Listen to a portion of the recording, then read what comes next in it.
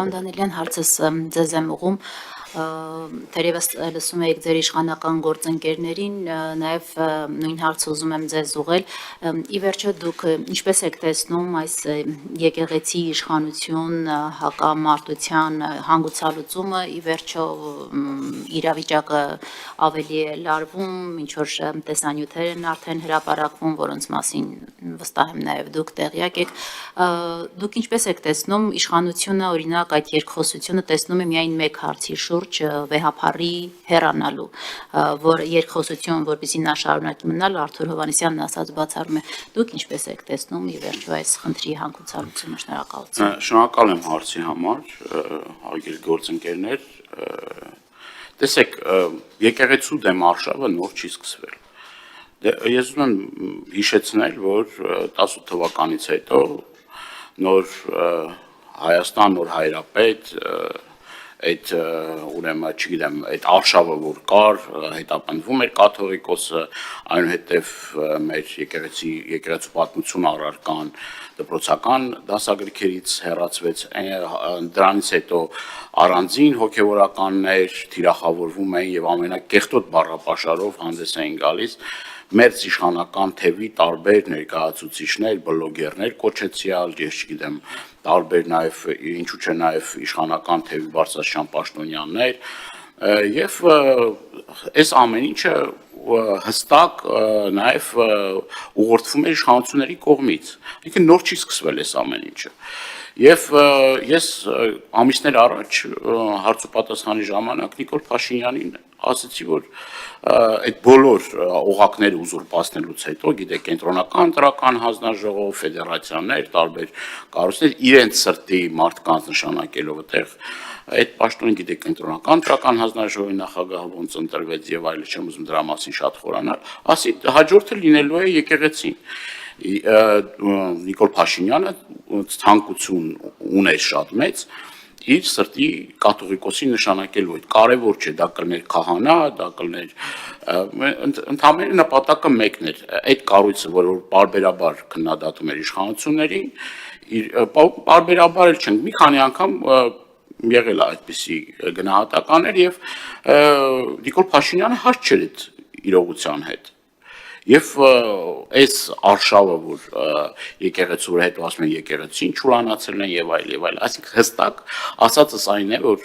հստակ ուղղորդում ա եղել իշխանությունների կողմից։ Ես ուզում նաեւ ձեզ հիշեցնել սահմանադրությամբ եկեղեցին անջատ է պետությունից, այսինքն պետությունը չպետք է միջամտի եկեղեցու գործերին, դա օրենքով արգելված է։ Եվ նաեւ ուզում եմ ձեզ հիշեցնել, ես նաեւ 2 օր առաջ հայտնի ուրեմն ձայնագրությունները հիշեցրեցի վարչապետին, ինքը սափրվելուց առաջ ինչ էր խոսում եւ սափրվելուց հետո ինչ էր խոսում։ Այսինքն այդ նույն ազնվորությունը ժամանակին ասում էր, որ պետությունը չպետք է խառնվի եկեղեցու գործերին։ Ինչ եղավ, որ սկսեց խառնվել եկեղեցու գործերին ու ոչ միայն խառնվել եկեղեցու գործերին, այլ գնաց ավելին, այսինքն եկեղեցին պառակտելու, աղանդ առանձին դարձնելու եւ վերջերս Հովանանքում տեղի ունեցած կարգալույց քահանայի մատուցած ուրեմն պատարակը մասնակցելու վարչական ռեսուրսով մարդկանց բերելու արդեն ակնհայտ է, որ դա ձախողվել է, որովհետև մենք գիտենք, չէ, այդ մարզպետները, վարչական շրջանի ղեկավարները, բոլոր պաշտոնյաները ինչ ճիք ու ջանք են գործադրում, որպեսզի ապահովեն, ասես, այդ մասովկան, այսինքն այդ շոուն կարողանան ապահովել եւ կարգալույց քահանային եկեղեցական կանոններով գնալ պատարակին մասնակցել, դա էլի եկեղեցին թիրախավորելու մի գործիքակազմ է։ Ես նաև ուզում եմ հիշեցնել, որ հենց այդ պահին Արագածոտնի թեմի ուրեմն բարձրաստիճան հոգևորականներ, այդ թվում նաև Հովանավանքի խորհրդի ղեկավարը ուրեմն եւ մնացած քահանաներին արգելվեց, որպեսզի մասնակցեն պատարակին։ Այսինքն այդ մարդկանց խոչընդոտում էին Հովանավանքում իրենց ծառայությունը մատուցելու այն հոգևորականներին, որոնք որ կարգալույց արված չեն։ Դե այս ամեն ինչից արդեն դուք ձեր հետևությունները արեք, այդ տեսանյութեր կլինի, այլ բաներ կլինի, էլի եկեղեցուն թիրախավորելու գործընթացի մեջ։ Ես հարցում եմ, դուք ինչպես եք հանգուցալուծումը տեսնում, ինչ ճանապարհ եք տեսնում։ Հանգուցալուծումը մեկն է, պետք է հրաժարվեն այն քրյորեն այդ թվում նաև քրեորեն պատժելի գործելավոճից, որը որ ընտրել է իշխանությունը, այսինքն նույն կրոնական կազմակերպությունների մասին օրենքով էլի միջամտություն է դա, էլի, եւ իրավաբանները դրա հստակ ձևակերպումը տվել են, ասել են, պիտի ձեռք քաշեն այս գործելավոճից։ Սա խայտարակ, սա մի գործընթաց է, որ մեր ազգին խայտարակում է, ինչ նշանակում թեմաներ կա, պիտի բացենք եւ այլն մեկ մյուս։ Եթե եկեղեցում կան խնդիրներ, այդ խնդիրները պիտի լուծվեն հստակ ընթացակարգով, ոչ թե այս մեր սրտի, չգիտեմ, սրբազանն է կամ այն մեր սրտի կաթողիկոսն է, ասենց ասենք, ամենից ասենք։ Այդ խնդիրը հստակ պիտի ձևակերպենք։ Իշխանությունները պետք է հրաժարվեն այդ գործելավոճից, որը մեզ տանում է պառակտման,